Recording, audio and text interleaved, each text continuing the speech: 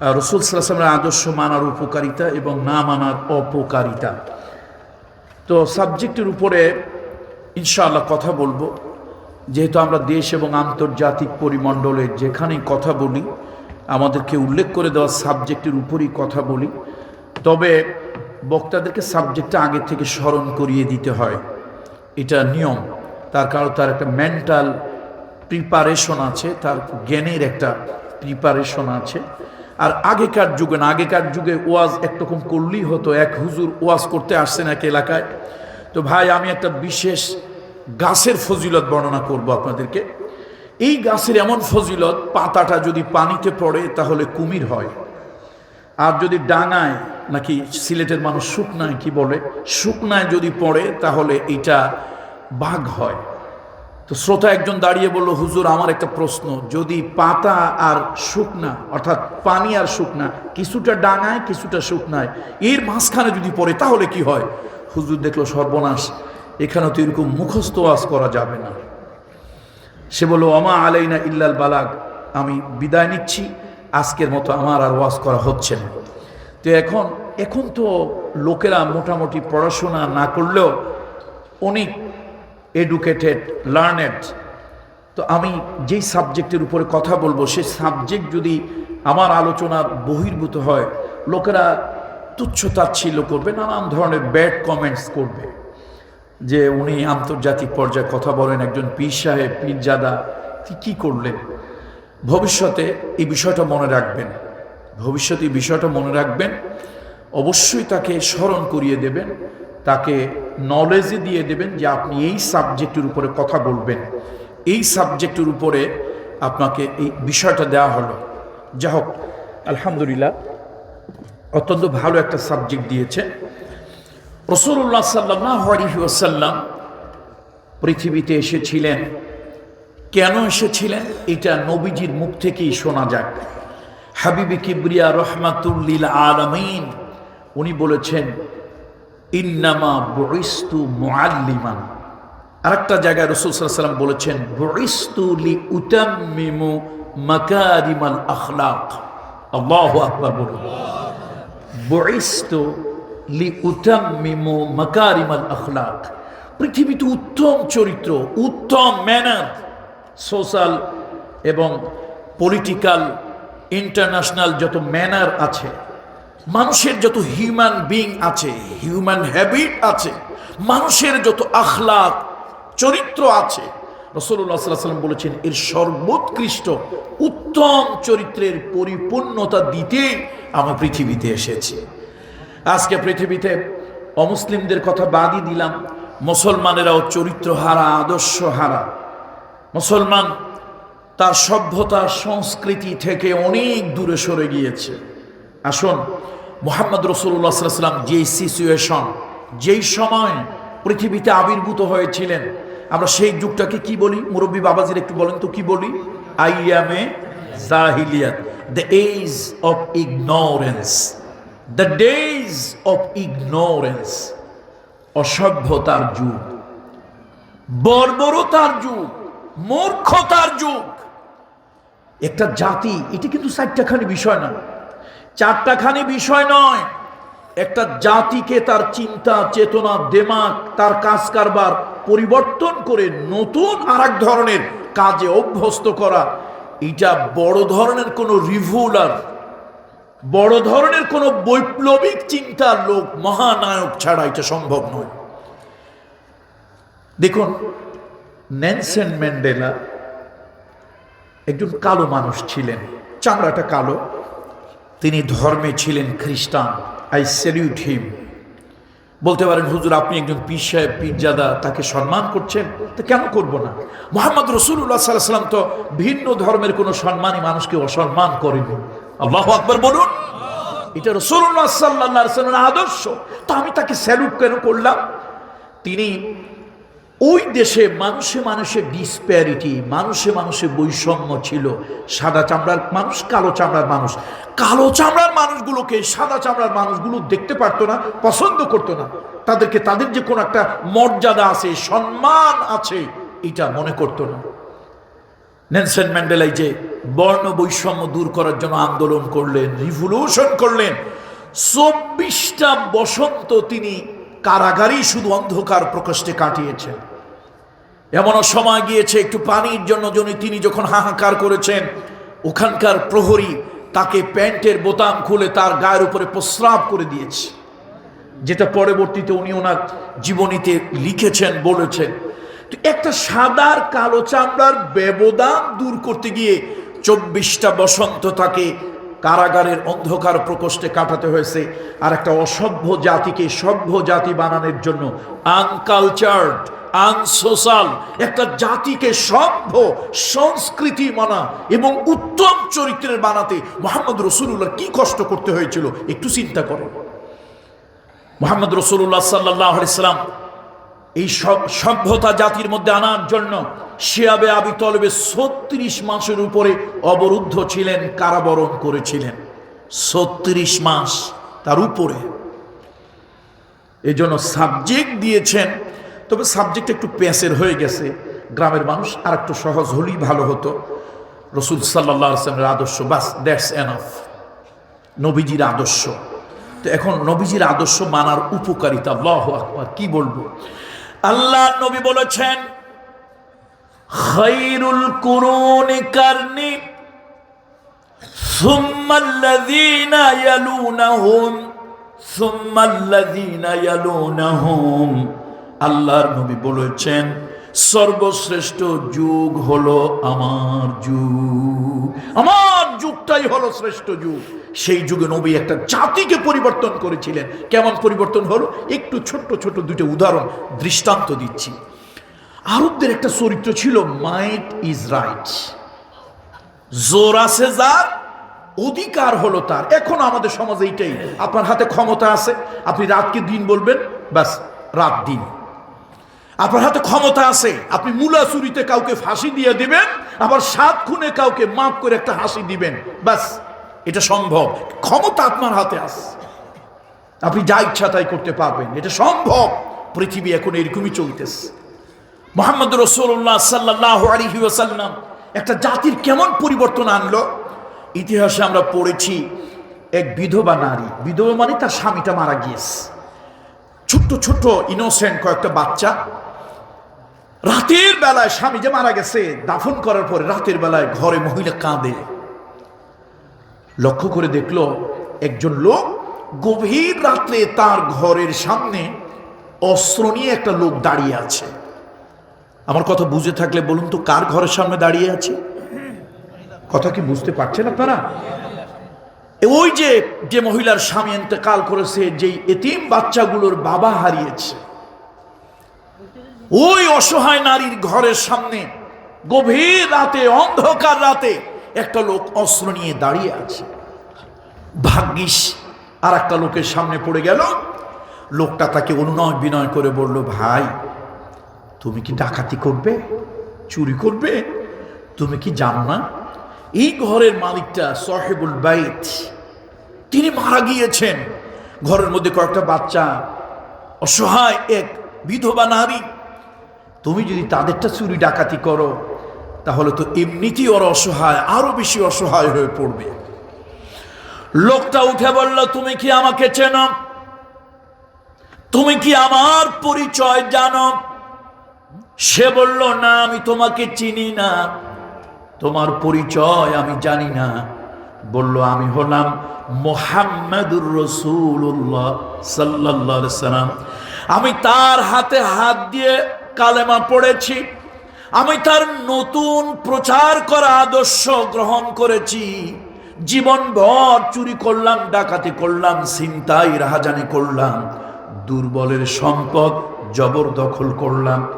মুহাম্মাদুর রাসূলুল্লাহ আমাকে শিক্ষা দিয়েছেন, তিনি আমাকে শিক্ষা দিয়েছেন এই জীবন নয়, এই জীবনের পরে আর একটা জীবন আছে, এই জীবনের হিসাব ওই জীবনে দেওয়া লাগবে।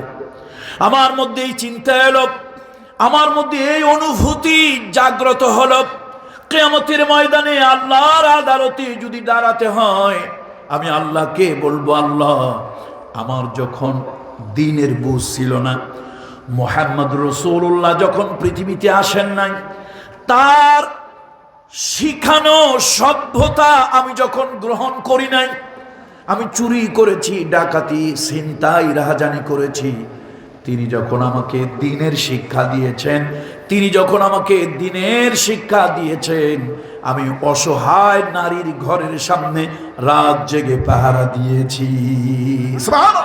এই যে একটা রেডিক্যাল চেঞ্জ, একটা সম্পূর্ণ পরিবর্তন পৃথিবীতে কারো হয়নি। আমরা কোনো আন্দোলন কি ছোট করব না।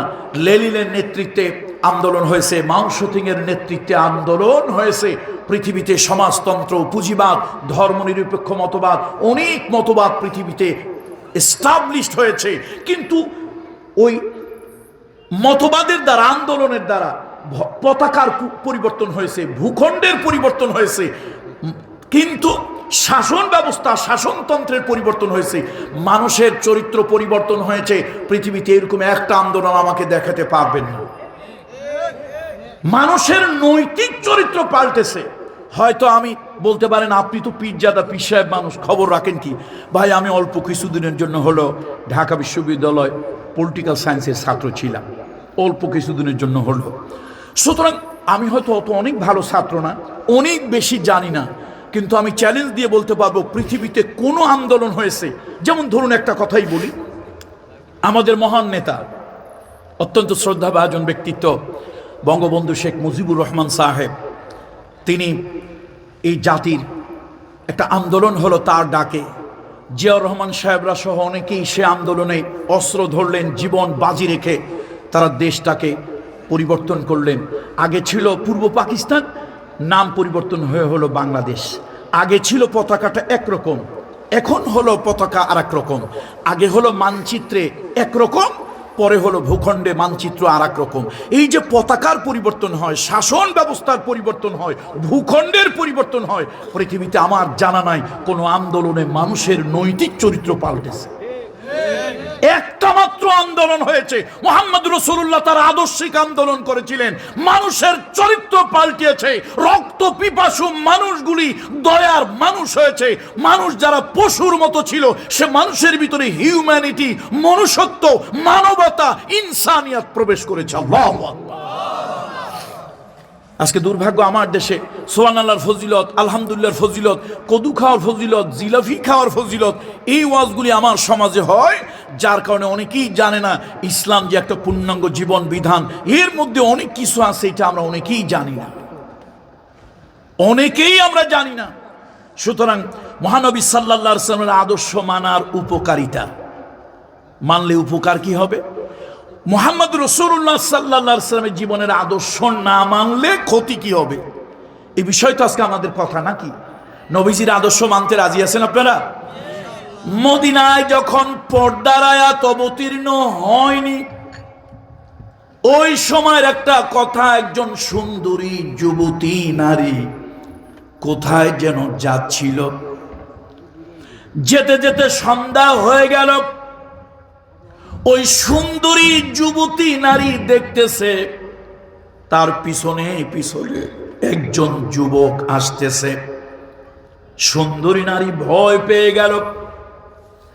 জঙ্গলের ভিতরে কোনো হরিণ যদি চলে, আর হঠাৎ যদি হরিণ অনুভব করে তার পিছনে একটা বাঘ তাকে অনুসরণ করতেছে, ওই যে জঙ্গলের ভিতরে চঞ্চলা চপলা হরিণী জঙ্গলে চলতে গিয়ে যদি টের পায় তার পিছনে একটা বাঘ অনুসরণ করতেছে, ওই বাঘ তাকে ধরে খাবে।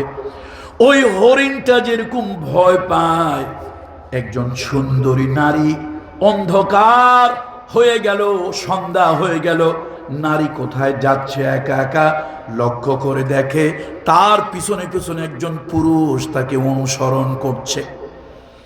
মেয়েটার মুখটা শুকায় গেল, কলজাটা কেঁপে গেল, বুকটা দুরু দুরু কাঁপতে লাগলো, বারবার ভয়তে পিছনের দিকে তাকাতে লাগলো। পিছন থেকে যুবক ডেকে বলল, বোন তুমি ভয় পেও না, পিছনের দিকে তাকাইও না, তুমি কি আমাকে চেনো? তুমি কি আমার পরিচয় জানো? আমি হলাম আখিরি পয়গম্বর মুহাম্মদুর রাসূলুল্লাহ সাল্লাল্লাহু আলাইহি ওয়াসাল্লাম। তার কাছে তার হাতে হাত দিয়ে ইসলাম কবুল করা একজন নবমুসলিম। বোন, ইসলাম যখন গ্রহণ করি নাই, আল্লাহ রসুল যখন চিনি নাই, আমি অনেক অপকর্ম করেছি, অবৈধ কর্ম করেছি। নবীজির কাছে যখন ঈমান এনেছি, আল্লাহর নবী জানিয়ে দিলেন এই জীবন জীবন নয়, এই জীবনের পরে আর একটা জীবন আছে। এই জীবনের হিসাব ওই জীবনে দেওয়া লাগবে। আল্লাহর আদালতে কি জবাব দেব, এই দুশ্চিন্তায় তোমার মতো একজন সুন্দরী নারী আমি পাহারা দিয়ে দিয়ে নিয়ে যাচ্ছি। বোন, তুমি ভয় পাইও না, নিশ্চিন্তে নির্বিঘ্নে তুমি তোমার গন্তব্যে যাও। আমি শুধু তোমার পিছনে পিছনে অনুসরণ করব, তোমার যেন কোনো বিপদ না হয়, তোমার উপরে যেন তোমার চরিত্র, ইজ্জত, সতীত্বের উপরে কেউ যেন আক্রমণ না করে। আমি আল্লাহর আদালতে দাঁড়িয়ে, কিয়ামতের ময়দানে আল্লাহর আদালতে দাঁড়িয়ে বলবো, আল্লাহ, মুহাম্মদ রাসূলুল্লাহর আদর্শ যখন জানি নাই, মুহাম্মদ রাসূলুল্লাহর আদর্শ যখন বুঝি নাই, তখন আমি চুরি ডাকাতি করেছি, অন্যের ইজ্জত সতীত্ব নষ্ট করেছি। মুহাম্মদ রাসূলুল্লাহর আদর্শ যখন গ্রহণ করেছি, আমি অন্যের ইজ্জত চরিত্র সতীত্ব নষ্ট করা তো দূরের কথা, আমি ইজ্জত চরিত্র সতীত্ব পাহারা দিয়া গন্তব্যে পৌঁছায় দিয়েছি। আল্লাহু আকবার। এই জন্য নবীর আদর্শ আজকে সমাজে দরকার না দরকার না? আজকে আপনারা ব্যস্ত আছেন নেতার আদর্শ নিয়ে। রাজনীতি যারা করেন তাদের প্রতি শ্রদ্ধা রেখে বলি, আপনারা দেওয়ালে দেওয়ালে লেখেন আমরা অমকের আদর্শের সৈনিক, অমকের চেতনার সৈনিক। রাগ করবেন না, পায়ে হাত দিয়ে অনুরোধ করি, একবারও কি চিন্তা করেছেন আপনি আপনার নেতা সব জানেন? আপনি তার বাহিরের জীবনটা জানেন, বাহ্যিক, কিন্তু তারও তো একটা পার্সোনাল লাইফ আছে, পার্সোনাল ক্যারেক্টার আছে। মানুষের চরিত্র দুই ধরনের, একটা হলো পাবলিক ক্যারেক্টার, একটা হচ্ছে পার্সোনাল ক্যারেক্টার। একজন দার্শনিক, এই মুহূর্তে আমি তার নামটা ভুলে গিয়েছি, তিনি বলেছিলেন মানুষ চাঁদের মতো। তো আমার একটা কিউরিসিটি, একটা কৌতূহল জাগলো, কি রে, মানুষ আবার চাঁদের মতো হয় কেমনি? মানুষ তো মানুষ। তো উনি লিখেছেন চাঁদের দুইটা দিক, একটা হলো তার আলোকিত দিক, একটা হলো তার অন্ধকারে আচ্ছাদিত দিক। চাঁদ পৃথিবীর মানুষকে আলোকিত দিকটা দেখায়, অন্ধকারে আচ্ছাদিত দিকটা কখনো দেখায় না। ঠিক মানুষের চরিত্র, মানুষের ভালো জিনিসগুলি মানুষ দেখে বা দেখানো হয়, কিন্তু ভিতরগত কিছু খাটাস মার্কা, বদমাস মার্কা কিছু চরিত্র আছে, এগুলি সে লুকিয়ে রাখে, কাউকে দেখায় না।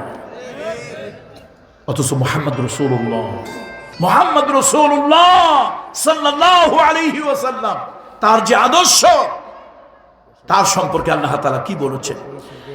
তার সম্পর্কে আল্লাহ তাআলা বলেন, হাবিব ওয়া ইন্নাকা লাআলা খুলুকিল আযীম। পড়েন আমার সঙ্গে সবাই, ওয়া ইন্নাকা লাআলা খুলুকিল আযীম। নবী, আপনি উত্তম চরিত্রের উত্তম আদর্শের, আমার নবীর চরিত্রের মতো, আমার নবীর আদর্শের মতো, আমার নবীর চালচলনের মতো এত সুন্দর আদর্শ আর কারো হবে না। এই জন্য যুবক ভাইরা ও মুরব্বী বাবাজিরা, এই দুনিয়া, এই পৃথিবীতে শান্তি যদি আমরা চাই, তাহলে মুহাম্মদ রাসূলুল্লাহ সাল্লাল্লাহু আলাইহি সাল্লাম তার আদর্শ গ্রহণ করি। আল্লাহ তাআলা কোরআন কারীমের মধ্যে সূরা আহজাব 21 নম্বর আয়াতের ভিতরে আল্লাহ তাআলা বলেন, লাকাদ কানা লাকুম ফি রাসূলিল্লাহি উসওয়াতুন হাসানাহ। আল্লাহ তাআলা বলেন, তোমাদের জন্য রাসূলের মধ্যে উত্তম আদর্শ রাখা হয়েছে, লিমান কানা ইয়ারজুল্লাহ ওয়াল ইয়াউমাল আখির, যারা নাকি চায় কিয়ামতের ময়দানে উঠতে হবে, যারা চায় এই জীবন নয়, এই জীবনের পরে আরেকটা জীবন আছে, কিয়ামতের ময়দানে আল্লাহর আদালতে দাঁড়াতে হবে, আল্লাহর কাছে জবাব দিতে হবে, এই জীবনের হিসাব দিতে হবে। এই দুনিয়ায় যা কিছু করেছি, কিয়ামতের ময়দানে আল্লাহর আদালতে দাঁড়িয়ে হিসাব দেওয়া লাগবে। এই চিন্তা যারা করে, আল্লাহর জিকির যারা করে, ওয়া যাকারাল্লাহু কাসীরা, আল্লাহর জিকির যারা করে, আল্লাহর স্মরণ যারা করে, আর পরকালে জবাব দিতে হবে, আল্লাহর আদালতে দাঁড়াতে হবে, এই চিন্তা যারা করে, আল্লাহ তাআলা বলেন তাদের জন্য রাসূলুল্লাহর মধ্যে উত্তম আদর্শ আছে। আল্লাহু আকবার। আজকে নবীজির আদর্শ যেখানে নাই সেখানে অশান্তি। আজকে নারীর কোনো সম্মান, ইজ্জত, মর্যাদা নাই। নারী প্রধানমন্ত্রী বানালে, নারী স্পিকার হলে, নারী সংসদীয় সংরক্ষিত আসনে গেলে, নারীর ক্ষমতায়ন হলেই নারী ইজ্জতওয়ালা হয় না, ইজ্জতওয়ালা হয় না। মুহাম্মদ রাসূলুল্লাহ সাল্লাল্লাহু আলাইহি ওয়াসাল্লাম নারীকে কি সম্মান দিয়েছে, আল্লাহর হাবিব নারীকে ইজ্জত দিয়েছে, কন্যা হিসাবে নারীকে সম্মান দিয়েছে, স্ত্রী হিসাবে নারীকে সম্মান দিয়েছে, মা হিসাবে ইসলাম নারীকে সম্মান দিয়েছে, জাতি হিসাবে নারী জাতিকে সম্মান দেওয়া হয়েছে। আল্লাহ নবী বলেছেন আদ-দুনিয়াউ কুল্লুহা মাতা, আদ-দুনিয়াউ কুল্লুহা মাতা ওয়া খায়রুল মাতাউদ দুনিয়া আল মারআতুস সালিহা। এই দুনিয়ায় যত দামি দামি জিনিস আছে, এই দুনিয়ায় যত দামি সম্পদ আছে, সব থেকে বড় দামি সম্পদ হলো একজন ভালো নারী। কে বলতেছে বলুন তো? মুহাম্মদ রাসূলুল্লাহ সাল্লাল্লাহু আলাইহি ওয়াসাল্লাম। চরিত্রবান নারীর কথা নবী বলেছেন, পৃথিবীতে হীরা, পান্না, ইয়াকুত, জবরজাত, সোনা, রূপা, 5 তলা 10 তলা বিল্ডিং, এই পৃথিবীতে দামি যা কিছু আছে তার মধ্যে সব থেকে দামি হলো একজন ভালো নারী। নবীজি কন্যা সন্তানদের ব্যাপারে বলেছে, নারীর অধিকারের ব্যাপারে বলেছে। হযরত ওমর একটা বক্তৃতায় বলেছিলেন, ওয়াল্লাহি ইন্না কুন্না ফিল জাহিলিয়াতি মা নাউদ্দু লিন-নিসাই আমরান হাত্তা নাযালাল্লাহু লাহুন্না মা নাযালা ওয়া কাসসামাল্লাহু লাহুন্না মা কাসসামা। আল্লাহর কসম, আমরা নারীকে মানুষ মনে করতাম না, নারীকে কোনো মূল্যই দিতাম না, নারীর কোনো ইজ্জত সম্মান ছিল না। মুহাম্মদ রাসূলুল্লাহ সাল্লাল্লাহু আলাইহি ওয়াসাল্লাম তিনি আমাদেরকে শিখালেন নারীর সম্মান, তিনি আমাদেরকে শিখালেন নারীর ইজ্জত, তিনি আমাদেরকে শিখালেন নারীর মর্যাদা। সেই নবীর আদর্শ বাদ দিয়া আজকে তোমরা বল্টু মিয়া, সল্টু মিয়ার আদর্শের পিছনে দৌড়াও। সম্মান কিভাবে পাবে? নবীজি বলেছেন আল জান্নাতু তাহতা আকদামিল উম্মাহাত, আল জান্নাতু তাহতা আকদামিল উম্মাহাত, মায়ের পায়ের নিচে বেহেশত। এই যে মাকে সম্মান দিয়েছে নবী মুহাম্মদ রাসূলুল্লাহ, নিজে মায়ের জাতিকে সম্মান দিয়েছে। এক জায়গায় একবার সম্ভবত হুনাইনের যুদ্ধের পরে নবী একবার কোন জায়গায় কিছু যুদ্ধ লব্ধ মাল, এটাকে বলে গনিমত নবীজি বন্টন করছিলেন। দেখতেছে নবীজি দূরের থেকে একটা মহিলা আসতেছে, অত দামি পোশাক না, রাজকীয় হালাতে আসতেছে তা নয়, একদম সিম্পল অর্ডিনারি একজন মহিলা আসতেছে।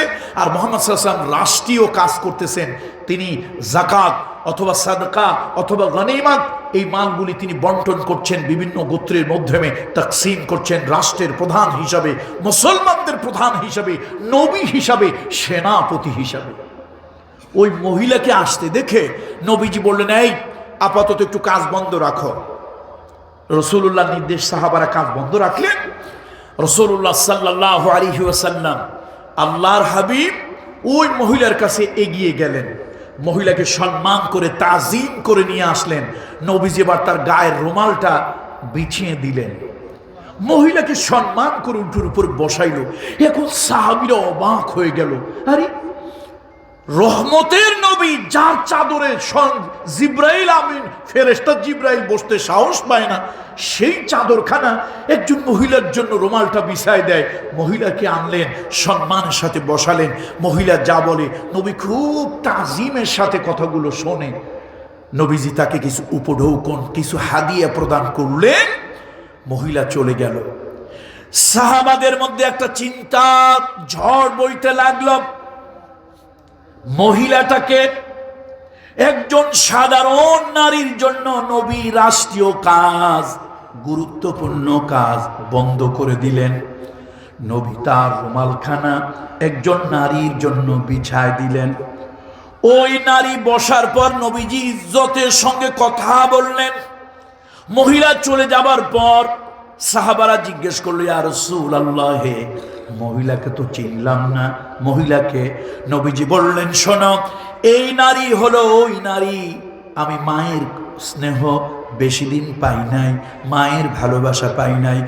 আমি ওই তায়েফের জমিনে যেই নারীর বুকের দুগ্ধ খেয়ে আমি নবী মুহাম্মদ রাসূলুল্লাহ বড় হয়েছি, যে নারী আমাকে মায়ের ভালোবাসা, পিতার আদর দিয়ে বড় করেছিলেন, আমার মুখে ভাষা দিয়েছেন, ওই আমার সেই দুধমা হালিমাতুস সাদিয়া। আল্লাহু আকবার। অনেকে বলেছেন ঘটনাটা ঘটেছিল জোরানা, কেউ কেউ বলেছেন যে এই ঘটনাটা সংগঠিত হয়েছিল হুনাইনের যুদ্ধের পরে, তবে জায়গাটা ছিল জোরানা। বন্ধুরা, এই যে মায়ের প্রতি একটা সম্মান, আজকে এগুলো আছে আছে সমাজে আছে? মুহাম্মদ রাসূলুল্লাহ সাল্লাল্লাহু আলাইহি ওয়াসাল্লামের আদর্শ কোথায় আছে? স্ত্রীদের সঙ্গে নবীজি ভালো ব্যবহার করতেন, স্ত্রীদের সাথে ভালো ব্যবহার করতেন। আল্লাহ রাসূল সাল্লাল্লাহু আলাইহি ওয়াসাল্লাম নারীর ব্যাপারে বলতে গিয়ে বলেছেন, ইন্নামান নিসাউ শাকাইকুর রিজাল, ইন্নামান নিসাউ শাকাইকুর রিজাল। শোনো, স্ত্রী স্ত্রী নয়, স্ত্রী জীবনের অর্ধেক। বলুন, স্ত্রী জীবনের অর্ধেক। আমার দেশের এনজিও গুলি স্বামী আর স্ত্রীকে পরস্পর মুখে মুখে দাঁড় করিয়েছে। স্বামীর কথা মানব না, কিস্তি দেওয়া ছাড়বো না, বদ্ধ ঘরে থাকবো না, নারী নারী সব কিছু পারি। এদেশের নারী প্রগতির নামে, নারীর প্রগতির নামে যা কিছু হয়েছে সব দুর্গতি হয়েছে, দুর্গতি হয়েছে। যার বলুন ঠিক কিনা? নারী আর পুরুষকে মুখোমুখি দাঁড় করিয়েছে, অথচ মুহাম্মদ রাসূলুল্লাহ সাল্লাল্লাহু আলাইহি ওয়াসাল্লামের আদর্শ, আল্লাহ নবী নারী আর পুরুষকে পরস্পরের মুখোমুখি দাঁড় করায়নি, বরং একে অপরের বন্ধু বানিয়েছে। আল্লাহ নবী বন্ধু বানিয়েছে। এই কোরআন শরীফের ভিতরে আল্লাহ তাআলা বলেছেন, হুন্না লিবাসুল লাকুম ওয়া আনতুম লিবাসুল লাহুন্না। স্ত্রী স্ত্রী নয়, স্ত্রী হলো বন্ধু, স্ত্রী হলো বন্ধু, কনজুগাল লাইফের পার্টনার। আম্মাজান খাদিজা যখন ইন্তেকাল করলেন, তিনি যখন মারা গেল, রাসূলুল্লাহ সাল্লাল্লাহু আলাইহি ওয়াসাল্লাম, আল্লাহ নবী তারে কত ভালোবাসতেন। কবরের কাছে দাঁড়িয়ে নবীজির চোখ বেয়ে টপ টপ করে পানি পড়ছে। জিবরাইল বলছে, ইয়া রাসূলুল্লাহ, আপনি এখানে কেন দাঁড়িয়ে আছেন? ইয়া রাসূলুল্লাহ, আপনি কেন কাঁদতেছেন? আল্লাহ নবী বলছে, জিবরাইল, এই নারী আমার জন্য যা করেছে, আমার জন্য যে ভালোবাসা দিয়েছে, আমি সব ভুলতে পারি, খাদিজাকে ভুলতে পারি না। আল্লাহ নবী মা খাদিজা ইন্তেকালের পরেও নবীজি শেষ দিন পর্যন্ত, আল্লাহ নবী যতদিন বেঁচে ছিলেন, মা খাদিজার জন্য দোয়া করেছেন। মা খাদিজার কথা মনে উঠলে নবীর চোখ দিয়ে দরদর করে পানি পড়েছে। একদিন আম্মাজান আয়েশা বলেছিল, ইয়া রাসূলুল্লাহ, ওই বয়স্ক মহিলাকে আপনি বিয়ে করেছিলেন, আপনার বয়স ছিল 25 বছর 2 মাস 10 দিন, আর খাদিজা রাদিয়াল্লাহু তাআলা আনহা, তার বয়স ছিল 40 বছর বয়স্কা, বিগত যৌবনা এক পৌরা নারীকে আপনি বিয়ে করেছিলেন। সে নারীকে কি আপনি ভুলতে পারেননি? সে নারীর পরেও তো অনেক নারী আপনার কাছে আল্লাহ তাআলা দিয়েছেন। নবীজি বলেছিলেন, শোনো, খাদিজা আমাকে যে ভালোবাসা দিয়েছে, আমি খাদিজাকে যে ভালোবাসা দিয়েছি, কিয়ামত পর্যন্ত আমি খাদিজাকে কোনোদিন ভুলবো না। আল্লাহ নবী কোনো ছাগল জবাই করলে, নবী কোনো প্রাণী জবাই করলে একটু গোশত নিয়ে খুঁজে বেড়াতেন, ঘুরতেন। খাদিজার বান্ধবী কারা আছে, আত্মীয় কারা আছে, মা খাদিজার বান্ধবীদেরকে, মা খাদিজার আত্মীয়দেরকে ওই গোশতটুকু নবীজি দিতেন। আর মনে মনে ভাবতেন, খাদিজা, আজকে তুমি নাই, তোমার কথা স্মরণ করে আমি তোমার আত্মীয়তার হক রক্ষা করেছি। এই যে আদর্শ, আল্লাহু আকবার। মুহাম্মদ রাসূলুল্লাহ সাল্লাল্লাহু আলাইহি ওয়াসাল্লাম, স্বামী স্ত্রীর পারস্পরিক ভালোবাসা বুঝতে হবে। স্ত্রীদেরকেও সুন্দর আচরণ করতে হবে, স্ত্রীরাও স্বামীর সাথে ভালো আচরণ করবে। মুহাম্মদ রাসূলুল্লাহ সাল্লাল্লাহু আলাইহি ওয়াসাল্লাম আম্মাজান আয়েশাকে বিবাহ করেছিলেন, অল্প বয়স্কা তিনি ছিলেন। একজন অল্প বয়স্কা মেয়ে তার যেন সে যেন মানসিকভাবে কষ্ট না পায়। নবীজি সকল স্ত্রীদেরকে সমানভাবে হক আদায় করতেন। আম্মা জান আয়েশার প্রতি এক্সট্রা একটু তিনি খবর রাখতেন, একটু খবর রাখতেন। মাঝে মাঝে মা আম্মা জান আয়েশাকে নিয়ে ঘুরতে বের হতেন। রাসূলুল্লাহ সাল্লাল্লাহু আলাইহি ওয়াসাল্লাম তাকে নিয়ে দৌড়ের প্রতিযোগিতা করেছেন। আল্লাহ নবী একসাথে এক প্লেটে তাকে নিয়ে খেতে বসেছেন। মাঝে মাঝে রাসূলুল্লাহ সাল্লাল্লাহু আলাইহি ওয়াসাল্লাম তার মুখে খাবার তুলে দিয়েছেন। আম্মা জান আয়েশা সিদ্দিকা বলেন, একদিন আমি মুহাম্মদ রাসূলুল্লাহ সাল্লাল্লাহু আলাইহি ওয়াসাল্লাম আল্লাহর নবীর সাথে খেতে বসেছি। আমি একটা গোশতের টুকরা, একটা হাড্ডি ধরে গোশতের টুকরাটা চিবিয়ে কামড়ে তারপরে নিয়েছি। তো আমি যেহেতু কামড়ে নিয়েছি, আমার মুখের কিছু এঁটো, কিছু লালা গোশতের টুকরায় লেগেছে। আমি চিন্তা করলাম মুহাম্মদ রাসূলুল্লাহর হাতে যদি এটা যায় তাহলে বেয়াদবি হয়ে যাবে। আমি কি করলাম, ওই যে গোশতের টুকরাটা হাড্ডিটা ধরে গোশতে কামড় মেরে আমি ওখান থেকে খেয়েছিলাম। ওইটা একটু এঁটো লেগেছে, একটু লালা লেগেছে। আমি একটু দূরে রাখলাম। মুহাম্মদ রাসূলুল্লাহ ওইটা ধরলেন, আমি যেখানে ধরেছিলাম নবীজি সেখানে ধরলেন। আমি যেখান থেকে কামড়ে খেয়েছি নবীজি ওই জায়গায় কামড় দিয়ে খাচ্ছেন আর আমার দিকে তাকিয়ে মুস্কি মুস্কি হাসছেন। আল্লাহু আকবার। আজকে স্বামী আর স্ত্রীর সম্পর্ক সাপে আর বেজির মতো। স্বামী তার স্ত্রীকে ঠিক মতো দেখতে পারে না চোখে, স্ত্রী তার স্বামীকে। নবীজি যখনই ঘরে যেতেন আহলে বাইতকে সালাম দিতেন। আজকে যদি বলা হয় এখানে কয়জন নামাজি আছেন, ঘরে গিয়ে বউকে সালাম দেন, কয় হুজুর কোন কি বউরে সালাম দেব, এটা একটা শরম করে না? তো আমি বলি পরের মেয়ে, স্ত্রী, অন্যের মেয়ে কত রাত এক লেপ, এক কাঁথা, এক কম্বল, এক মশারির নিচে কত রাত কাটালেন, তাতে শরম করলো না? আর নবীজির সালাম ঘরে গিয়ে বলবেন আসসালামু আলাইকুম ওয়া রাহমাতুল্লাহ, এটা নাকি শরম করে। এই মুসলমানের কপাল পুড়েছে। নবীজির আদর্শ, ঘরে রহমত বরকত আসবে, স্বামী স্ত্রীর কনজুগাল লাইফে, দাম্পত্য জীবনে ভালোবাসাটা মধুময় হবে। এটা নবীজি এই জন্য বলেছেন স্ত্রীদেরকে সালাম দাও, ঘরে সালাম দাও। আল্লাহ নবী বলেছেন ঘরে যখন প্রবেশ করবে আওয়াজ দিয়ে প্রবেশ করবে, অনুমতি নিয়ে প্রবেশ করবে। একজন সাহাবী বললেন ইয়া রাসূলুল্লাহ, আমার অনুমতি নেওয়া লাগবে না। নবীজি বললেন না, ঘরে প্রবেশ করবে অনুমতি নিয়ে। এটা নবীর আদর্শ, এটা নবীর সুন্নাত। সাহাবী আবার বলি ইয়া রাসূলুল্লাহ, সবার লাগবে, তবে এটা আমার লাগবে না। নবীজি রহমতের নবী, সহজে রাগ হন না। হঠাৎ নবীজি রাগ হয়ে গেলেন, আল্লাহর হাবিবের চেহারা মোবারক লাল হয়ে গেল। নবীজি বললেন তোমার ঘরে কে আছে যে অনুমতি লাগবে না? বলি ইয়া রাসূলুল্লাহ, আমার বুড়া মা আর আমি আছি, আর কেউ নাই, তো আমি কার অনুমতি নেব? নবীজি বললেন অনুমতি নেবে তোমার মা বয়স্কা মানুষ।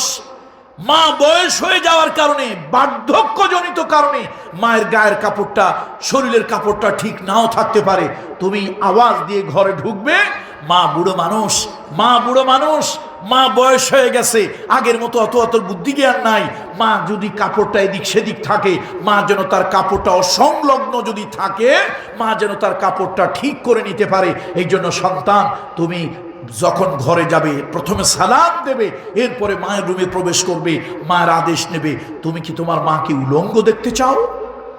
কি দামি কথা। আজকে আমাদের ঘরে আমলগুলো নাই, ঘরে ঢুকলে সালাম এটা নাই। আছে এখন কিছু আছে, কি আছে বলেন তো? টাটা, হ্যাঁ বাবা, ড্যাডি, বাবাও কয় না, ড্যাডি টাটা। তো ফেরেশতারা কয় যা বেটা, তোর কপাল ফাটা। তুই বলেছিস টাটা, তোর কপালটা ফাটা। সালাম বড় দামি জিনিস।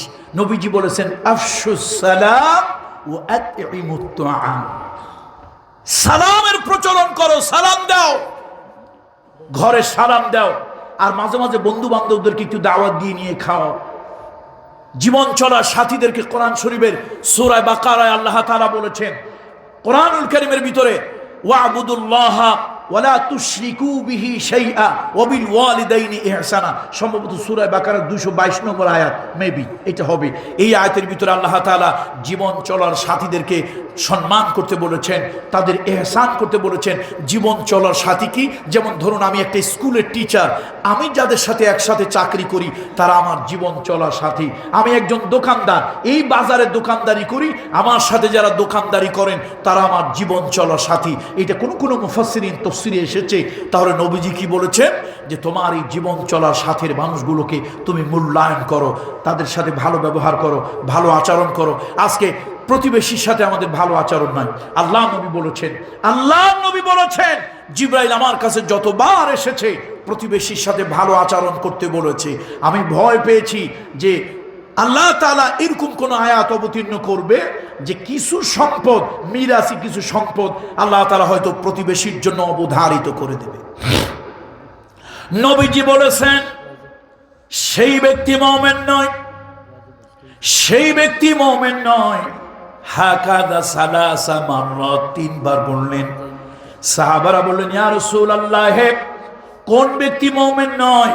নবীজি বললেন যে পেট ভরে আহার করার পরে ঘুমায় গেল, এই কথা জেনে এখনো তার প্রতিবেশী না খেয়ে আছে। আল্লাহ নবী এত বড় কথা বলেছেন, অথচ আজকে আমার মুসলমানের চরিত্র হলো প্রতিবেশীর জায়গা, পরের জায়গা 3 হাত দখল করে খায়। আইলে দাঁড়াইলে মনে হয় ভিতরে আরো 2 হাত পায়। এই চরিত্র সিলেটে নাই। প্রতিবেশীর সম্পদ, তার রাজনীতির জোর আছে, টাকার জোর আছে, ক্ষমতার জোর আছে, লাঠির জোর আছে। প্রতিবেশী দুর্বল, পরের জমি 3 হাত দখল করে খায়। এরপরে আইলে দাঁড়াইলে মনে হয় ভিতরে আরো 2 হাত পায়। এটা একটা মানসিক রোগ। নবীজি বলেছেন, আল্লাহর হাবিব বলেছেন, লা ইয়ামলাউ যাওফে ইবনে আদম ইল্লা তুরাব। নবীজি কয় এই লোভী মানুষগুলোর পেট কবরের পেটের মধ্যে না যাওয়া পর্যন্ত ভরবে না, কবরের পেটের মধ্যে না যাওয়া পর্যন্ত ভরবে না। আজকে আসুন নবীজির আদর্শ, রাগ করবেন না, সিলেটের মানুষ, চিটাগংয়ের মানুষ, আমি এদেরকে কথাবার্তা বলতে খুব ভয় পাই। আবেগ আছে কিন্তু অতি আবেগ ভালো না। সিলেটের মানুষ, চিটাগংয়ের মানুষ ধর্মের প্রতি, নবীর প্রতি এসকে দেওয়ানা, পাগল পারা, জিলাপি, আগ্নি, খেসুরি, বিরিয়ানি খাইতে কোনোই দ্বিধাবোধ করে না, কিন্তু নবীর আদর্শ মানতে খুব মোটেই চায় না, আদর্শ মানতে রাজি নাই। মুহাম্মদ রাসূলুল্লাহ সাল্লাল্লাহু আলাইহি ওয়াসাল্লাম তার জীবনের কয়টা আদর্শ আপনার মধ্যে আছে? কয়টা আদর্শ আছে? আল্লাহর হাবিবের আদর্শ না থাকার কারণে আপনি লাগান নিম গাছ, হুজুরের কাছে গিয়ে দোয়া চান, হুজুর দোয়া করেন যেন ভালো জাতের আঙ্গুর ধরে। একটা গাছ লাগাইছে, গাছটা লাগাইছেন কোন গাছ? আর দোয়া চাইতেছেন আঙ্গুর খাওয়ার জন্য। তো এই হলো আমাদের চরিত্র। নবীজি বলেছেন মুরু আউলাদাকুম বিসসালাত, যখন তোমাদের সন্তানেরা 7 বছর বয়স হয় তখন সন্তানদেরকে নামাজের দাওয়াত দাও, তার নিয়ে মসজিদে যাও। 10 বছর হলে সন্তান যদি না মানে মৃদু প্রহার করো, ছেলের বিছানা মেয়ের বিছানা আলাদা করে দাও। আর আজকাল তো মাশাআল্লাহ ছেলে আর মেয়ে খালি মনে করলেই হয়। ছেলে যদি মনে করে আমি মেয়ে, মেয়ে যদি মনে করে আমি ছেলে, তাহলে অসুবিধা নাই, একসাথে পাশাপাশি ঘুমানো যায়। কি আজীব গজব দেশে চালু হয়েছে, কি আজীব গজব দেশে চালু হয়েছে। মনে করলেই বলে হয়। কিরকম মনে করলে?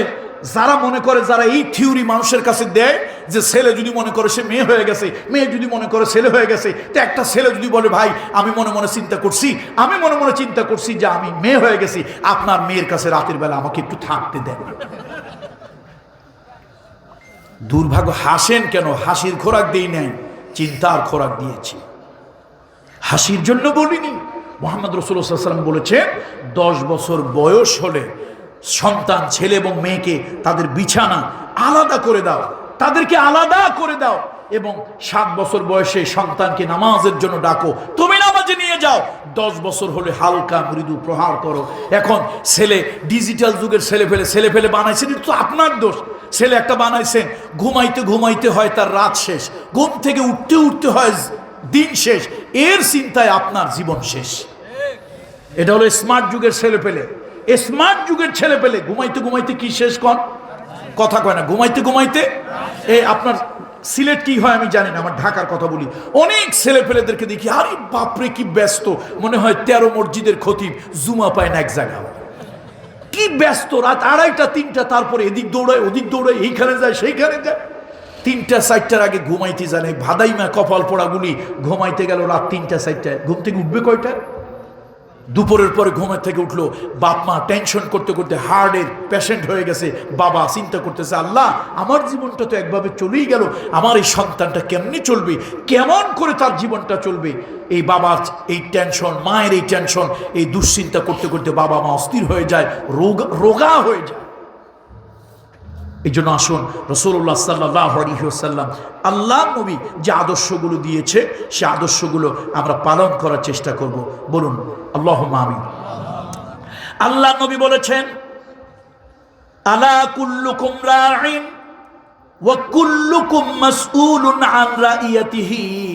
নবীজি বলেছেন, তোমরা প্রত্যেকেই রাখাল, প্রত্যেকে রাখাল, আর কিয়ামতের ময়দানে এই রাখালি সম্পর্কে জিজ্ঞাসা করা হবে। এখন আপনারা মনে মনে একটু কষ্ট পাইতে পারেন, নবীজি এত বড় একজন মানুষ আমাদেরকে রাখাল বানাইলো। রাঈন, রাখাল। আচ্ছা রাখাল কেন বললো নবীজি? খারাপ অর্থে নিয়েন না, নবীর উপরে নাউজুবিল্লাহ খারাপ ধারণা করবেন না। অর্থাৎ আপনি একজন রাখাল রেখেছেন, 20টা গরু তার কাছে দিলেন, 10টা ছাগল, 20টা গরু দিয়ে বললেন, যাও এ মাঠে গিয়ে তুমি এই দর্শা, এ মাঠে তুমি ছাগলটা চড়াবে, গরুটা চড়াবে, পেট ভরাইয়া খাওয়াইয়া সন্ধ্যাবেলায় আমার গোয়ালে, গোয়াল না কি বলেন আপনারা, আপনাদের অঞ্চলে কি ভাষা, গরু ছাগল যেখানে রাখা হয়, এই গোয়ালে ফিরায় নিয়ে আসবে। এখন বলেন রাখাল গিয়ে খেলায় ব্যস্ত, ডাঙ্গুলি খেললো, হাডুডু খেললো, বিভিন্ন ধরনের খেলাধুলায় ব্যস্ত, ফুটবল নিয়ে ব্যস্ত, এখানে যায় সেখানে যায়, এসে দেখে গরু আছে 18টা, ছাগল আছে 7টা, রাখালের চাকরি থাকবে? অথবা বাড়ি ফিরে গেলে মালিক কি বলবে, বেটা তোর মতো একটা অযোগ্য, তোর চাকরি তো নট পরে, আগে আমার এটার কৈফিয়ত দে, পয়সা দে, তোর গলায় পাড়া দিয়ে পয়সা আদায় করবো। তো একটা দুনিয়ায় একজন লোককে দায়িত্ব দিলেন, সেই দায়িত্বটা যথাযথ পালন করলো না।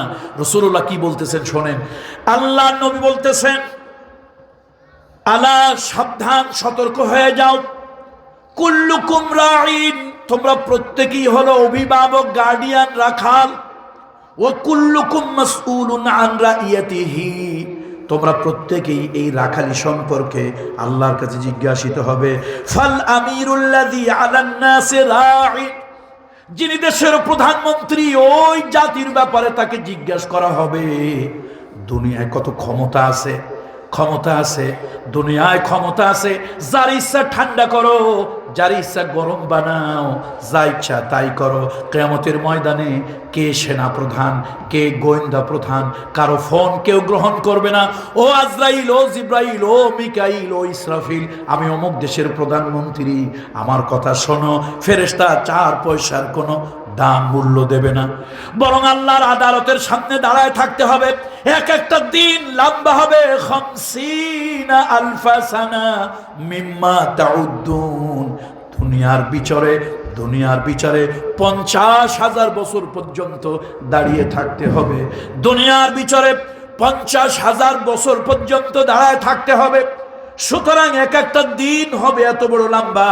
আল্লাহ নবী বলেছেন, জাতির যিনি প্রেসিডেন্ট হবেন, জাতির যিনি প্রধানমন্ত্রী হবেন, যিনি এমপি হবেন, যিনি চেয়ারম্যান সাহেব হবেন, যিনি মেম্বার সাহেব হবেন, তিনি তার এলাকা সম্পর্কে আল্লাহর কাছে জিজ্ঞাসিত হবেন। ওয়াহুয়া মাসউলুন আন রাইয়াতি, আর রাজুলু রাঈন আলা আহলে বাইতিহি। দেখেন নবী কথা বাদ দেয় নাই, আর রাজুলু রাঈন আলা আহলে বাইতিহি। এখানে আপনারা যারা বাবা এসেছেন, আপনার ব্যাপারে নবী বলছে, এটা নবীর আদর্শ। না মানলে ক্ষতিটা কি হয় তা তো দেখতে পাচ্ছেন। আপনার ছেলে রাত কখন আসে, কখন যায়, কখন কি করে, এগুলো আপনার কোনো খবর নাই, খবর নাই। ছেলে একদিন চোখ লাল করে আসছে, জিজ্ঞাসা করেন, এই তোর চোখ লাল হইল কেন? আপনি খুশিতে আসেন। ছেলে একদিন মিছিলে গেছে, অমুকরে মেরে আসছে, অমুককে ঠান্ডা করে আসছে, আপনি কিছুই বলেন না, বাবা মনে মনে খুব খুশি, আমার ছেলে সন্ত্রাসী হয়েছে, রাজনীতি ক্যাডার লিডার হয়েছে, 3টারে মারিয়ে আসছে, ভালোই হয়েছে। ও বাবা, আজকে ছেলেরে কিছু বলো নাই, শাসন নাই, শাসন করো নাই, আগামীকালকে তোমার ঘাড় ধরেই ছেলে তোমারে বের করবে ঘরের থেকে। তোমার সন্তান তোমাকে ঘাড় ধাক্কা দিয়ে ঘর থেকে বের করে দেবে। নবীজির হাদিস, নবীজির আদর্শ, নবীর আদর্শ না মানলে এগুলি হয়। মেয়ে কোথায় যায় খোঁজ খবর নাই, মেয়ে কোথায় যায়, বউ কোথায় যায় খোঁজ খবর নাই। রাসূলুল্লাহ বলেছেন দাইয়ুসের জন্য জান্নাত হারাম। কে বলেছেন? কে বলেছেন? রহমতের নবী। খালি নবীর নামে জিলাপি খাইলেন, আদর্শ তো মানলেন না। তো সমাজটা ভালো হবে কেমনি? মুসলমানের সমাজ, সমাজটা ভালো না। বিজাতীয় কালচার চলতেছে আজকে সমাজের ভিতরে। আপনার বিবি, আপনার বিবি, সে বিবিকে আপনি কন্ট্রোল করতে পারেননি। আপনার কন্যা কন্ট্রোল করতে পারেননি। তার কারণ যিনি যখন ছোট থাকে তখন কন্ট্রোল করা যায়, কিন্তু যখন আপনি ছেড়ে দিয়েছেন, এই সন্তান আপনার আয়ত্তের বাইরে চলে গেছে, এই মেয়ে আপনার আয়ত্তের বাইরে চলে গেছে, স্ত্রী আপনার আয়ত্তের বাইরে চলে গেছে। এখন আপনাকে ঘর থেকে ঘাট ধাক্কা দিয়ে বের করে দিয়েছে, আপনি রাস্তায় রাস্তায় ঘুরে বেড়ান, কাঁদেন। রাসূলুল্লাহ সাল্লাল্লাহু আলাইহি ওয়াসাল্লামের সেই আদর্শ তো আপনার ঘরে নাই। সালাম নাই, সালাম নাই, সন্তানকে নামাজের আদেশ নাই, ছেলে মেয়ের ব্যাপারে খোঁজ খবর নেওয়া এগুলি নাই, প্রতিবেশীর সাথে ভালো আচরণ সেটাও নাই। কি আছে আপনার ঘরে? কি আছে? নবীর আদর্শ আছে কি? আল্লাহর নবী, বিশ্ব নবী, মানবতার বন্ধু মুহাম্মদ রাসূলুল্লাহ সাল্লাল্লাহু আলাইহি ওয়াসাল্লাম বলেছেন, আল্লাহর নবী বলেছেন, মুরু আওলাদাকুম বিসসালাতি ওয়া হুম আবনাউ সাব'i সিনিন। 7 বছর বয়স হলে তোমার সন্তানদেরকে নামাজের জন্য আদেশ দাও। 10 বছর হইলে মারক, এরপরে ছেলে আর মেয়ে আলাদা বিছানে করে দাও। এরপরে নবীজি বলেছেন, আল্লাহর নবী বলেছেন, লাইসা মিন্না মান লাম ইয়ারহামু সাগীরানা ওয়া ইয়ারিফু শারফা কাবীরানা। হাদিসুন সহিহুন। নবীজি বলেছেন, ছোটদেরকে যে স্নেহ করে না, বড়দেরকে সম্মান করে না, আল্লাহ নবী বলেছেন সে আমাদের উম্মতের অন্তর্ভুক্ত নয়, আমাদের দলভুক্ত নয়। আজকে ছোটদেরকে স্নেহ করেন না। মসজিদে একটা বাচ্চা গেলে অনেক দাড়িওয়ালা মুরব্বী আছে, অনেক বয়স্ক মুরব্বী আছে, তবলিগের 3 চিল্লা লাগাইছে, পীরের মুরিদ হইছে, অথচ ছোট্ট একটা বাচ্চা মসজিদে গেছে, এমন দুর্ব্যবহার করলো, মনে হয় এটা মানুষের বাচ্চা না, খাটাসের বাচ্চা আসছে। কথা ঠিক কিনা বলুন? আরে বাচ্চা আসলে মাথায় আদর করো, হাত বুলায় দাও। নবীজির কাছে হিন্দু, বৌদ্ধ, খ্রিস্টান, মুসলমান যে ধর্মের লোক হোক, মুহাম্মদ রাসূলুল্লাহ সাল্লাল্লাহু আলাইহি ওয়াসাল্লাম, আল্লাহ নবীর কাছে কোনো বাচ্চা এলে নবীজি তার মাথার উপর একটু হাত বুলাই দিতেন, একটু দোয়া করে দিতেন। নবীজি অধিকাংশ সময় আতর এই জায়গায় ব্যবহার করতেন, আর ব্যবহার করতেন আতর মাঝখানে সিঁথি কাটতেন, 2 চুলের কপালের উপরে মাঝখানে সিঁথি কাটতেন। নবীজি মাঝে মাঝে আতরের শিশিটা এখানে ঢেলে দিতেন, টপ টপ করে সুগন্ধিগুলি বেয়ে বেয়ে নিচের দিকে পড়তো, এখানে আতর লাগাতেন। বাচ্চা ছেলে পেলে যার হোক একটু দেখলেই আদর করে দিতেন। রহমতের নবীর এই রহমতের হাতটা কোনো বাচ্চার গায়ে লাগলে 2 দিন 4 দিন পর্যন্ত ঘ্রাণ থাকতো, লোকেরা বুঝতে পারতো এই বাচ্চার গায়ে রহমতের নবীর স্নেহের হাত লেগেছে। আর আপনি আমি অনেক সময় বাপের সাথে শত্রুতা করি, ছেলের সাথেও শত্রুতা করি। মাসুম বাচ্চাদের সাথে শত্রুতা করবেন না। বাচ্চারা মসজিদে গেলে পকেটে চকলেট রাখবেন, চকলেট না রাখতে পারলেও ভালো ব্যবহার করবেন। বাচ্চা যেন বোঝে মসজিদটা খুব ভালো জায়গা, এখানে গেলে কিছু পাওয়া যায়, এখানে গেলে ভালো আচার ব্যবহার পাওয়া যায়। আপনি ছোটবেলায় বাচ্চাটাকে ধমক দিলেন, মসজিদ থেকে বের করে দিতে বললেন, বলে হুজুর বাচ্চা তো কথা কয়, আর বলুক, সমস্যা কি? বাচ্চা তো ছোট, শুধু পায়খানা প্রস্রাব মসজিদে না করলেই চলে। এই বাচ্চা আপনার পিঠের উপর উঠুক। মুহাম্মদ রাসূলুল্লাহ সাল্লাল্লাহু আলাইহি ওয়াসাল্লাম সালাতে গিয়েছেন, নামাজে গিয়েছেন। আল্লাহর নবীর শেষ জীবনে রাসূলুল্লাহর চুল ছিল বাবরি চুল, নবীজির পিঠে যেন কে উঠেছে। জিবরাইল আমিন এসে বলছে, ইয়া রাসূলুল্লাহ সেজদাকে দীর্ঘায়িত করেন। নবীজি দীর্ঘায়িত সেজদা করলেন। একজন নামাজ শেষে জিজ্ঞেস করল, ইয়া রাসূলুল্লাহ আপনার সেজদাটা আজকে এত লম্বা হলো কেন? নবীজি বলেন, হাসান হোসাইন আমার পিঠের উপর উঠে আমার ঘোড়া বানিয়েছে। জিবরাইল আমাকে বলেছে তারা তৃপ্ত হয়ে যতক্ষণ না নামে আমি যেন ততক্ষণ সেজদায় পড়ে থাকি। আজকে আদর্শ আছে। নবীজি বাচ্চাদেরকে দেখলে আগে সালাম দিতেন, ছোট বাচ্চাদেরকে দেখলে আগে সালাম দিতেন, জিজ্ঞেস করতেন, এই তোমার এটার খবর কি? একটা বাচ্চা কোথা থেকে যেন একটা পাখির বাচ্চা ধরে আনছে। নবীজি তাকে বলেছে, এই পাখির বাচ্চাটা যদি তুমি ধরে এনেছো, ওর মা কিন্তু কাঁদবে, নসিহাত করেছে। পরের দিন বাচ্চাটা আসছে, নবীজি জিজ্ঞেস করছে সে বাচ্চাটার খবর কি? আল্লাহু আকবার। হযরত আনাস ইবনে মালিক তার মা উম্মে সুলাইম। নবীজি যখন মদিনায় গেলেন, আল্লাহ নবী যখন মদিনায় গেলেন, সর্বপ্রথম নবীজি কোথায় গিয়ে উঠলেন বলেন তো? কোন জায়গায়? কুবা। কোবায় গিয়ে আবু আইয়ুব আনসারীর বাড়ি। আবার এই বাড়ির ইতিহাস অনেক লম্বা, বলতে গেলে 15-20 মিনিট চলে যাবে। এটা ছিল বাদশাহ তুব্বার বাড়ি। নবীজি সেখানে গেলেন, আল্লাহ নবী আপাতত সেখানে অবস্থান করলেন। সেখানে নবী ঘাটি তাবু গাড়লেন। এরপরে নানান লোকে নানান কিছু হাদিয়া নিয়ে আসলো। একজন মহিলা এসেছে, ইয়া রাসূলুল্লাহ, হুজুর আমি তো গরিব, কেউ আপনারে এই হাদিয়া দেয়, ওই হাদিয়া দেয়, ইয়া রাসূলুল্লাহ আপনাকে সবাই সব হাদিয়া দিল, আমি তো গরিব মানুষ, আমি আপনারে কি হাদিয়া দেব? ছোট্ট একটা রুগ্ন একটা বাচ্চা নিয়ে আসছে, 10 বছর বয়স। হুজুর আমার এই বাচ্চাটা আপনারে হাদিয়া দিলাম, এটা আপনার গোলাম, এটা আপনার কি গোলাম, খাদেম। নবীজি বলে, না আমি তো গোলাম, এমনি আজাদ করে দেই। না হুজুর তাহলে গোলাম না, আপনার খাদেম। আল্লাহ নবীকে খাদেম বানিয়ে দিলেন। ইয়া রাসূলুল্লাহ আমার বাচ্চা কাচ্চা হয় আর মরে যায়, হয় মরে যায়, আর আমার গরিব, আমার মতো গরিব এই মদিনায় কেউ নাই। নবীজি দোয়া করলেন, আল্লাহ উম্মে সুলাইমের ধন দৌলতের বরকত দাও। আল্লাহ তাআলা তাকে স্বাচ্ছন্দ্য দিলেন। আল্লাহ নবী দোয়া করলেন, আল্লাহ উম্মে সুলাইমের সন্তান আনাসেরকে তুমি হায়াত দান করো। সাহাবীদের ভিতরে 100 বছরের উপরে, 150 বছরের উপরে যিনি হায়াত পেয়েছিলেন, লম্বা হায়াত, তিনি হলেন হযরত আনাস রাদিয়াল্লাহু তাআলা আনহু। হযরত আনাস বলেছে, ও দুনিয়ার মানুষ, আল্লাহর নবী আমার মার বাচ্চা হইয়া মরে, ছেলে মেয়ে হইয়া খালি মরে আর মরে। আমার মা নবীজির কাছে গিয়া কেঁদে বলেছিল, ইয়া রাসূলুল্লাহ আমি গরিব মানুষ, বাচ্চা কাচ্চা হলে মরে যায়, আমাকে আল্লাহ নবীর খাদেম বানিয়ে দিল। নবী আমার মাথায় হাত বুলাইয়া দোয়া করলেন, আল্লাহ আমাকে এত লম্বা হায়াত দিয়েছে, আল্লাহ আমাকে এত লম্বা হায়াত দিয়েছে, আমার নিজের হাত দিয়া 100 নাতি পুতি আমি কবর দিয়েছি। আল্লাহু আকবার। এই উম্মে সুলাইম রাসূলুল্লাহ সাল্লাল্লাহু আলাইহি ওয়াসাল্লাম তার সন্তানটা দিয়েছে। 10 বছরের বালক, নবীর খিদমত করেছে, নবী কোনোদিন ধমক দেয় নাই, রাগ করেন নাই। আল্লাহ নবী বলেন, এইটা কেন করো নাই, ওইটা কেন করলা, এরকমটি রাসূলুল্লাহ সাল্লাল্লাহু আলাইহি ওয়াসাল্লাম করেন। এই যে ভালো একটা আচরণ, উত্তম আচরণ, আজকে সে মুসলমানদের মধ্যে সে আচরণগুলি নাই। বাচ্চাদের সাথে ভালো ব্যবহার করা, বাচ্চাদের সাথে সুন্দর ব্যবহার করা সমাজে নাই। নারীর প্রতি ভালো আচরণ করা, ভালো ব্যবহার করা, স্ত্রীদেরকে সালাম দেওয়া, সেগুলো আমাদের মধ্যে নাই। গরিবকে খাওয়ানো, আত্মীয়তার হক আদায় করা। আজকে যদি আমি বলি, কয়জন লোক মায়ের পেটের ভাইয়ের সাথে ভালো সম্পর্ক আছে, কয়জন লোক বোনের সাথে ভালো সম্পর্ক আছে, কয়জন লোক চাচার সাথে ভালো সম্পর্ক আছে, কয়জন লোক ফুফুর সাথে ভালো সম্পর্ক আছে? অনেক নামাজি লোক হাত তুলতে পারবেন না। আল্লাহ নবী বলেছেন, রাসূলুল্লাহ সাল্লাল্লাহু আলাইহি ওয়াসাল্লাম বলেছেন, তাসিল মান কাতাআক ওয়া তু'তি মান হারামাক ওয়া তুফু আম্মান যালামাক। নবীজি বলেছেন, 3টা কাজ যদি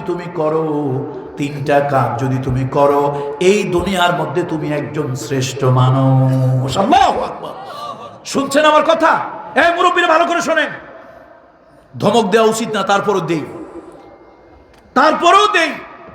নবীজি বলেছেন, 3টা কাজ, 3টা আমল যার মধ্যে আছে, সে দুনিয়ায় ভালো মানুষ, কিয়ামতের ময়দানে তার মিজানের পাল্লা ভারী হবে। কার কথা? আমার আব্বা পীর সাহেবের কথা নয়, আমি পীরজাদা পীর সাহেবের কথা নয়, নবীর কথা। 3টা আমল যার মধ্যে আছে, রাসূলুল্লাহ বলেছেন, দুনিয়ায় তিনি উত্তম চরিত্রের মানুষ। আপনারা মনে করছেন 13 হাত পাগড়ি মাথায় দিয়ে হাঁটলে, শাহজালাল শাহপরানের মাজারে দৌড়াইলে, আর পীরের কাছে ব্যাংক ডাকাতি টাকা, প্রজেক্ট ডাকাতি টাকা, সুদের টাকা, ঘুষের টাকা দিয়া ওর সে বড় 80,000 1 লাখ টাকা দিয়ে গরু দিলেই ভালো মানুষ হয় নাকি? না, ভালো মানুষ হবে তার উত্তম আচরণ, উত্তম চরিত্রের দ্বারা সে ভালো মানুষ হবে, উত্তম চরিত্রের দ্বারা ভালো মানুষ হবে। নবীজি বলেছেন, 3টা চরিত্র যার মধ্যে আছে, আল্লাহর হাবিব বলেছেন, তার দুনিয়ায় তার চরিত্র ভালো, আখিরাতে তার আমলনামা ভারী, মিজানের পাল্লা ভারী। কি? তাসিল মান কাতাআক। তোমার যে আত্মীয়, তোমার বোন, তোমার ভাই, তোমার চাচা, তোমার ফুফু তোমার সাথে যদি সম্পর্ক ছিন্ন করে থাকে, তোমার রক্তের সম্পর্কের আত্মীয়, তাসিল, তার সাথে সেই সম্পর্ক তুমি জোড়া লাগাও। ইবনে কাসিরের ভিতরে এসেছে, তফসির ইবনে কাসির নির্ভরযোগ্য তফসির, পৃথিবীর যতগুলো রাষ্ট্রে আমি এই পর্যন্ত ভ্রমণ করেছি, যতগুলো রাষ্ট্রে আমি গিয়েছি, আল্লাহ সব দেশের আলেম, মুসলিম এবং অমুসলিম সব দেশের আলেমদের কাছে ইবনে কাসির একটা সমাদৃত তফসির।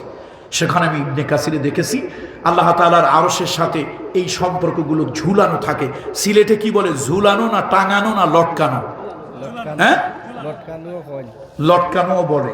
আচ্ছা, ঝুলানো টানানো লটকানো হইলেই বুঝলেই হইছে কিয়ামতের ময়দানে, কিয়ামতের ময়দানে না, মানে আরশের সাথে কিছু সম্পর্ক ঝুলানো টানানো থাকে।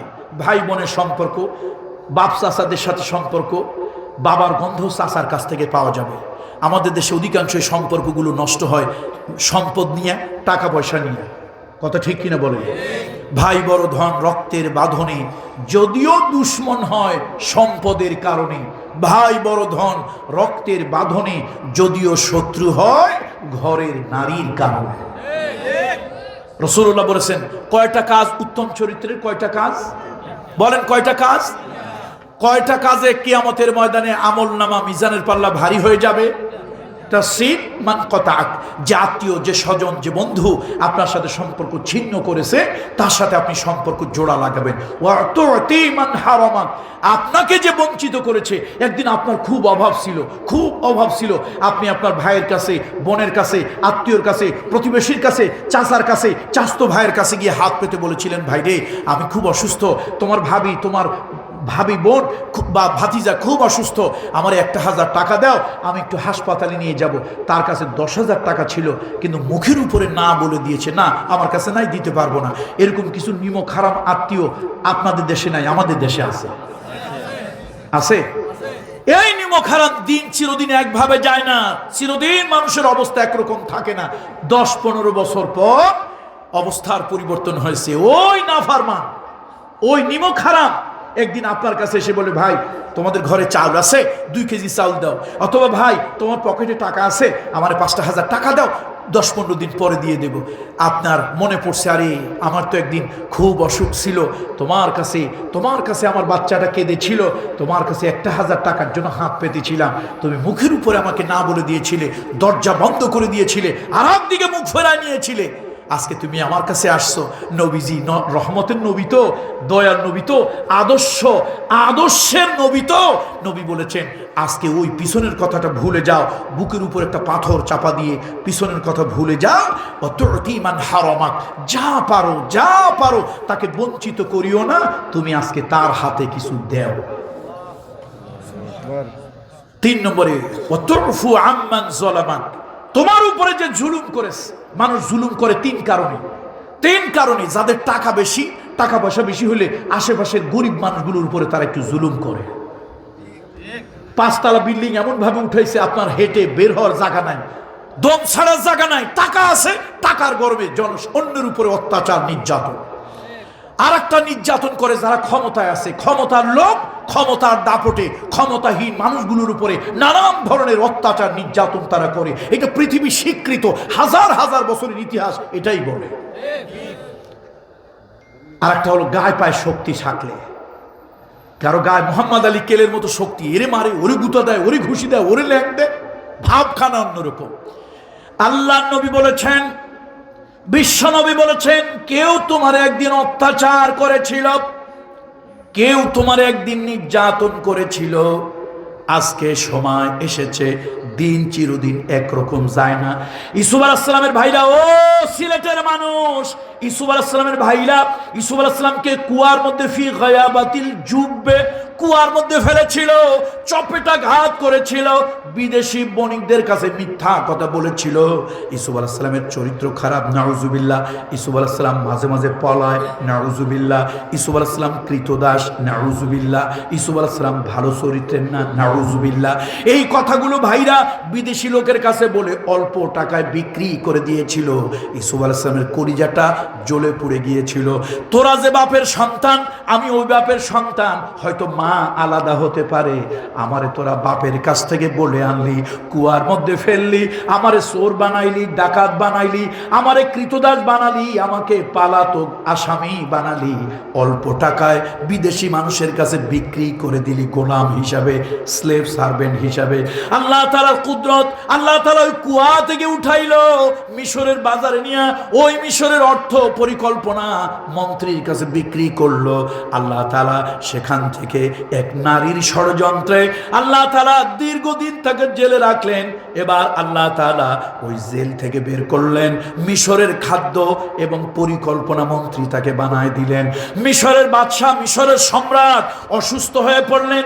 তিনি একটা ওসিয়াতনামা দেখলেন, আমি যদি দীর্ঘদিন বেড সিক হয়ে যাই, এমন অসুস্থ বিছান থেকে আর উঠতে পারি না, অথবা যদি আমি মারা যাই, এই দুইটার যে কোনো একটা যদি হয়, আমার মন্ত্রী পরিষদের মধ্যে ইউসুফ বড় চরিত্রবান মন্ত্রী, ইউসুফ বড় আদর্শবান মন্ত্রী, ইউসুফ বড় কষ্ট করে মন্ত্রী, ভালো মন্ত্রী, জনগণের সুখ দুঃখের খবর রাখে।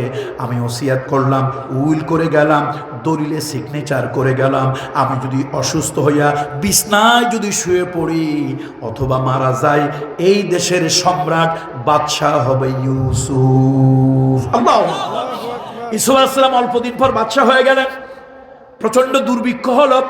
ওই যে ভাইরা ইউসুফ আলাইহিস সালামকে মেরেছিল, কুয়ায় ফেলেছিল, মিথ্যা চরিত্রে কলঙ্ক দিয়েছিল, আরে আজকে ওই ভাইরা খাবার যন্ত্রণায়, ক্ষুধার যন্ত্রণায়, ওই ভাইরা কেনান থেকে মিশরে এসেছে। কেনান থেকে মিশরে এসে দেখা করার সুযোগ পায় না। এক কর্মচারীরা বলল, ভাই এই দেশের বাদশাকে গিয়ে বলিও আমরা অন্য দেশ থেকে আসছি, আমরা নবীর আওলাদ, আমাদের বাবা নবী, আমাদের দাদা নবী, দাদার বাবা যিনি তিনিও নবী, কারিম ইবনুল কারিম ইবনুল কারিম। ইউসুফ আলাইহিস সালামের কাছে যখন বলা হলো, ইউসুফ আলাইহিস সালাম আশ্চর্য হয়ে গেলেন, বাবা নবী, দাদা নবী, দাদার বাবা নবী, এ তো আমার ভাইরা ছাড়া কেউ নয়। তিনি আসতে দিলেন। তাফসীরে জালালাইনের হাসিয়ার মধ্যে আছে, এই হযরত ইউসুফ আলাইহিস সালাম চেহারাটা সবাইকে দেখাতেন না, সামনে একটা নেকাব দিয়ে রাখতেন, সবাই চেহারা দেখে সহ্য করতে পারতো না।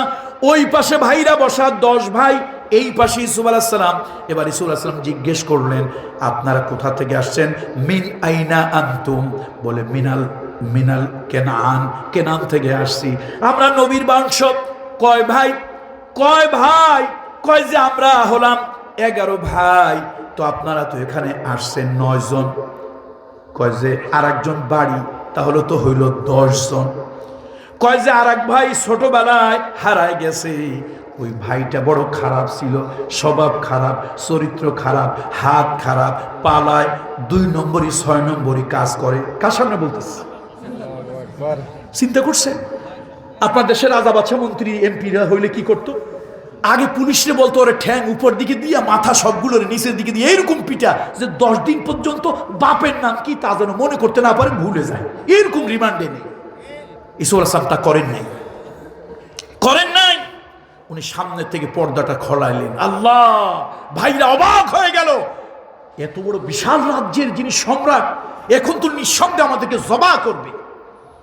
ইউসুফ আলাইহিস সালাম চোখ দিয়ে দরদর করে পানি পড়তেছে। ভাইরা কোন রাস্তায় পালাবে?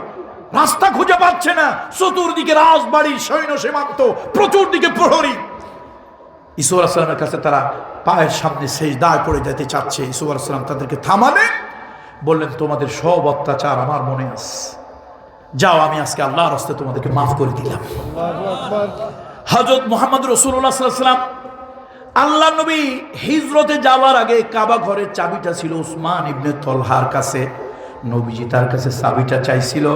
উসমান ইবনে তলহা নবীর সঙ্গে দুর্ব্যবহার করেছিল। আবু সুফিয়ান নবীর সঙ্গে দুর্ব্যবহার করলো। আল্লাহ নবীকে অনেক কষ্ট দিয়েছে। কাবা ঘরে নবীজি সিজদায় পড়েছেন, আল্লাহ নবীর উপরে, পিঠের উপরে উটের নারী বুড়ি চাপাইয়া নবীরে হত্যা করার পরিকল্পনা করেছে। এত কষ্টের পর নবীজি যখন ফতে মক্কা, মক্কা বিজয় হলো, আবু সুফিয়ান সব মানুষগুলি চোরের মতো দাঁড়ায় আছে, কথা বলে না, কথা বলে না। আজকে নবী যদি ইশারা করেন, আল্লাহ নবীর হাতের ইশারায় সব ধুলা ধুলা হয়ে যাবে। আল্লাহ নবীর চোখ বেয়ে টপ টপ করে পানি পড়ছে। ইদা জাআ নাসরুল্লাহি ওয়াল ফাতহ, পড়েন, ইদা জাআ নাসরুল্লাহি ওয়াল ফাতহ وَرَأَيْتَ النَّاسَ يَدْخُلُونَ فِي دِينِ اللَّهِ أَفْوَاجًا فَسَبِّحْ بِحَمْدِ رَبِّكَ وَاسْتَغْفِرْ إِنَّهُ কানা তাওয়াবা। আমার নবীর চোখ বেয়ে টপ টপ করে পানি পড়ছে। আবু সুফিয়ান নবীর সামনে দাঁড়ায় আছে। বাবা মোহাম্মদ কি বলো? নবীজি কাঁদে আর কয়, চাচা পিছনের জীবনের সব অত্যাচারগুলি মনে আছে, কিন্তু আমি আপনারে মাফ করে দিলাম, আমি আপনারে মাফ করে দিলাম। আবু সুফিয়ান দাঁড়িয়ে আছে। নবীজি বলছেন, চাচা দাঁড়ায় রইলেন কেন? কইছেন, বাবা তুমি তো জানো এই মক্কার নেতৃত্ব আমি প্রদান করি। নবীজি বললেন, যান, আপনি যতগুলো মানুষকে আশ্রয় দিয়েছেন সবাইকে আমি মাফ করে দিলাম। আবু সুফিয়ান দাঁড়িয়ে আছে, চোখ দিয়ে পানি পড়ে। নবী দাঁড়ায় কয়, কেন কান্দেন, কেন দাঁড়ায় আছেন? যান। কয়, না আমি তো নেতৃত্ব দেই, সমাজ চালাই। কয়, আপনি যতগুলো লোকরে আশ্রয় দিয়েছেন তাদেরকেও মাফ করে দিলাম। আবু সুফিয়ান কাঁদে। মুহাম্মদ রাসূলুল্লাহ চোখ বেয়ে টপ টপ করে পানি পড়ে। আবু সুফিয়ান বলল, বাবা তুমি আমার কাছে আশ্রয় লোকদেরকে মাফ করে দিয়েছ, আমি যাদেরকে মাফ করে দেই তুমিও তাদেরকে মাফ করে দিয়েছ, কিন্তু একটা কথা এখনো তুমি ক্লিয়ার কিছু বলো নাই। আমার যে স্ত্রী, নাম কি? আমার যে স্ত্রী হেন্দা, হেন্দা তার ব্যাপারে এখনো তুমি কিছু বলো নাই। হেন্দা নামটা বলার সঙ্গে সঙ্গে নবীজির কলিজার মধ্যে দাউ দাউ করে আগুন জ্বলল। নবীজি মায়ের গর্ভে থাকতে বাবাকে হারিয়েছেন, মায়ের গর্ভে থাকতে বাবাকে হারিয়েছেন। 4 বছর বয়সে, 6 বছর বয়সের সময় মাকে হারিয়েছেন। 8 বছর বয়সের সময় আল্লাহর নবী দাদাকে হারাইছেন। চাচাদের ভিতরে আমির হামজার চেহারা ছিল হুবহু আব্দুল্লাহর মতো। লোকেরা বলতো, ও মুহাম্মদ, তোমার বাবাকে যদি দেখতে চাও তোমার চাচা আমির হামজাকে দেখো। আমির হামজার চেহারা তোমার বাবা আব্দুল্লাহর চেহারাটা হুবহু প্রায় একরকম। নবীজি আমির হামজা রাদিয়াল্লাহু তাআলার চেহারার দিকে তাকায়, মাঝে মাঝে কাঁদতেন। নবী এতিম, আমার নবী এতিম। চাচার চেহারার দিকে তাকাইয়া ঝরঝর করে পানি পড়তো। আমার বাবা বেঁচে থাকলে এমন হতো। সেই আমির হামজা রাদিয়াল্লাহু তাআলাকে উহুদের ময়দানে ওহাসি একটা বর্ষা দিয়ে এমন জোরে আঘাত করলো, তিনি ব্যালেন্স ঠিক রাখতে পারলেন না, জমিনে পড়ে গেলেন। তার বুকের উপর উঠলো, বুকটা ঝাঁঝরা করলো, বুকটা ফেড়ে দিল। আবু সুফিয়ানের স্ত্রী হেন্দা উহুদের মাঠে আমির হামজার বুকটার মধ্যে হাত ঢুকায় দিয়া কলিজাটা টেনে বের করলো, কানটা কাটলো, নাকটা কাটলো, সুই দিয়া গেথে গলার মধ্যে মালা দিয়া কয়, এ মুসলমানেরা দেখ, তোর নবীর চাচার কান নাক দিয়ে হার বানাইছি। কলিজাটা সাবায় সাবায় উহুদের ময়দানে ফেললো। নবীজির কাছে যখন আবু সুফিয়ান বলেছে, বাবা সবাইকে মাফ করলাম, কিন্তু তোমার চাচি আমার স্ত্রী, তুমি হেন্দার ব্যাপারে কি বলেছ? হেন্দার ব্যাপারে তুমি কি বলেছ? বললাম, চাচা আমার কলিজাটা জ্বলে যায়, আমি আজকে তাকেও মাফ করে দিলাম, তবে একটা অনুরোধ, সে কোনোদিন যেন আমার সামনে এসে না বসে, সে যেন আমার পাশে পিছনে যেন বসে। তাদেরকে দেখলেই আমার চাচার শোক, বাবার শোকটা কলিজায় জেলে উঠবে। নবীজি এই যে ক্ষমা করার মহান আদর্শ, আজকে সমাজে এই চরিত্রগুলি নাই। আদর্শের কথা বলছেন, আগের বক্তাকে আর একটু আগে দিলে তো আমি একটু কথা বেশি বলতে পারতাম। আমাদের অঞ্চলে একটা কথা আছে, চ্যাংড়ার পালে গাই বিয়েলে বাসুর বাসে না, সাবিয়্যু সাবিয়্যুন ওয়ালাউ কানা নবিয়্যুন। দুর্ভাগ্য। তো আল্লাহ তাআলা দুনিয়া অনেক রাষ্ট্রে আল্লাহ তাআলা নিয়েছে। আগামী নেক্সট উইকে আমি একটু সাউথ কোরিয়ায় যাচ্ছি, আল্লাহ যেন সুস্থ রাখেন, আল্লাহুম্মা আমিন। দুনিয়ার বিভিন্ন জনপদে যাই, অনেক শিক্ষা দুনিয়ায় হয়। আসলে আমরা শুধু পীরের ছেলে পীর তা নই, আমরা বড়দেরকে সম্মান করি।